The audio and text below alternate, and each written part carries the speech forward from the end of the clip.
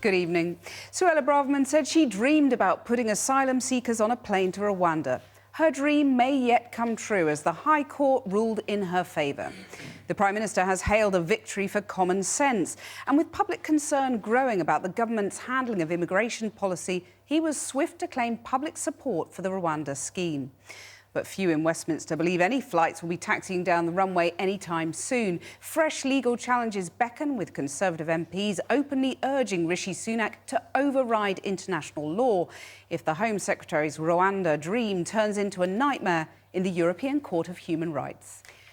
The government's plan to deport asylum seekers to Rwanda was supposed to deter people from trying to cross the Channel to reach the UK on small boats. 40,000 have done so this year. But the first flight to the East African country in June was grounded after legal challenges. Today, though, senior judges ruled the policy was lawful, and the Home Secretary, Suella Braverman, said she was committed to making it work. Anya Pop reports. Anya Pop reporting there. Joining me now is James Wilson, Deputy Director of Detention. James Wilson, all 12 points challenging the legality of the Rwanda policy were dismissed by the judge. It didn't breach the Refugee Convention or human rights laws, in the words of the judge. So it's a pretty comprehensive demolition of your claim. It's one court, it's the first court, so you will appeal, will you? We're strongly... Clearly, the government expects this may go all the way to the European Court of Human Rights. Several Conservative backbenchers urging the Prime Minister to override international human rights law if that happens. What would be the implications if they did that, do you think? That needs to be workable. We say it's none of those things. But if it's inhumane or unworkable, but if the courts clear it, there's nothing really you can do to block it then, is there? Well, I think one way... Yes, there is growing public concern about what they see as chaos in the immigration system. 40,000 people coming across the Channel by small boats, a total of 72,000 asylum applications, double the number in 2019. You acknowledge, do you, the public pressure on the government to find a solution, no matter how radical or indeed unpalatable that might be? You expressing what the Home Secretary called today an unhealthy contempt for anyone who wants controlled migration. Is that what I'm hearing from you? Thanks very much. Matt. Thanks, Catherine. Thanks, Matt. Now, Rishi Sunak has pleaded with unions to call off strike action as health workers prepare to walk out this week again over pay. Up to 100,000 nurses in England, Wales and Northern Ireland are expected to take part in a second day of action tomorrow. And ambulance staff in England and Wales are due to strike on Wednesday. The Prime Minister insisted the government was happy to sit down and talk with unions, but ministers have so far refused to discuss pay. Serena Barker-Singh reports. The government has announced that it's suing the company PPE MedPro for breach of contract. It's the firm at the centre of a row over the supply of personal protective equipment during the coronavirus pandemic. PPE MedPro was awarded contracts in 2020 via the so-called VIP fast lane.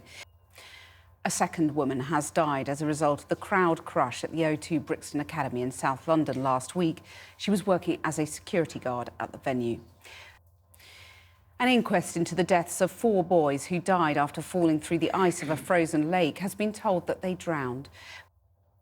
Now, Elon Musk's chaotic stewardship of the social media platform Twitter has taken a bizarre twist after he set up a poll where users were asked if he should stay in charge.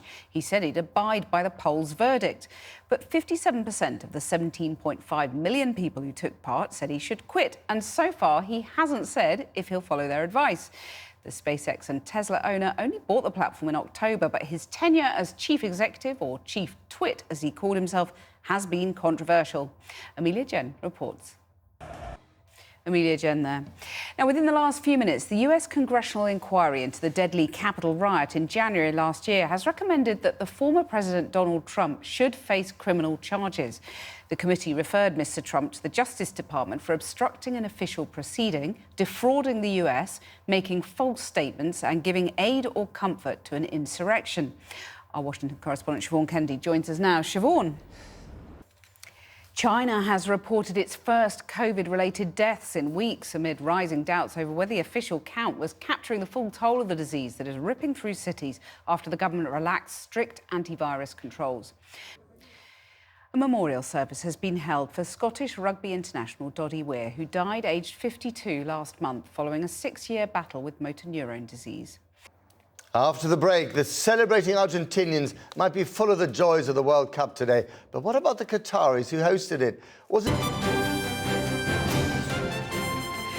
Welcome back. Now, after all the controversy surrounding the Qatar World Cup, there was no disputing that the final was perhaps the most exciting in the 92-year history of the competition. There were amazing scenes of celebration on the streets of Argentina after the 3-3 draw in normal time and then Lionel Messi's team's victory in the penalty shootout. The competition had brought the world's focus onto Qatar and its dismal record on human rights and workers' rights. But how much of that will be remembered? Sikandar Kamani reports. Tonight's main news. The Home Secretary has said she's committed to sending migrants to Rwanda as soon as possible after And that really is all we have time for this evening. We're back tomorrow at 7 o'clock, of course. Thanks for watching. Until then, that's Channel 4 News. Good evening. Good evening.